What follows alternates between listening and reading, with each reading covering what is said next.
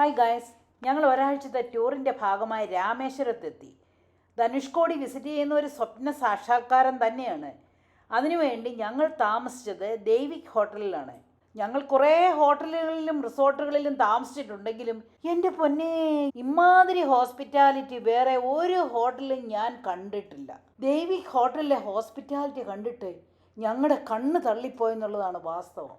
ഞങ്ങൾക്കിവിടെ രാജകീയമായ വരവേൽപ്പും അതിന് തുല്യമായ ആതിഥേയത്വവുമാണ് ലഭിച്ചത്. ഡോർ തുറന്നു കയറിയപ്പോൾ തന്നെ ഒരു സുന്ദരി കത്തിച്ചു വെച്ച വിളക്കുമായി വന്ന് ഞങ്ങളെ തിലകക്കുറി അണിയിച്ച് സ്വീകരിച്ചു. ഇവിടുത്തെ ഓരോ സ്റ്റാഫും ഇൻക്ലൂഡിങ് ഇവിടുത്തെ GM മിസ്റ്റർ വിഷ്ണുപ്രസാദ് വരെ ഞങ്ങളുടെ സുഖക്ഷേമങ്ങൾ അന്വേഷിച്ചുകൊണ്ടേയിരുന്നു. ഞങ്ങളുടെ റൂം ആണെങ്കിലും ഒന്ന് നോക്കിക്കേ, രാജകീയമായ പ്രൗഢിയിലല്ലേ ഡ്രേപ്പ് ചെയ്തിരിക്കുന്നതെന്ന്. കൂടാതെ ഇത് കണ്ടോ, ഒരു ബൗളിൽ വിവിധ ഫ്രൂട്ട്സും ഒരു ജാറിൽ ബട്ടർ കുക്കീസും വെച്ചിരിക്കുന്നത് ഇത് ഞാൻ ആദ്യമായിട്ട് കാണുകയാണ് കേട്ടോ. കൂടാതെ ഇവിടെ അതിമനോഹരമായ ഒരു റെസ്റ്റോറൻറ്റുമുണ്ട്. ഫുൾ വെജിറ്റേറിയൻ ആണ്. എൻ്റെ പൊന്നെ, വെജിറ്റേറിയനിൽ ഇത്രയും വിഭവങ്ങൾ ഉണ്ടാക്കാമെന്ന് ഞാൻ കരുതിയില്ല. ലഞ്ചിനൊരു സൂപ്പ് ഉണ്ടായിരുന്നു കേട്ടോ, പറയാതിരിക്കാൻ വയ്യ.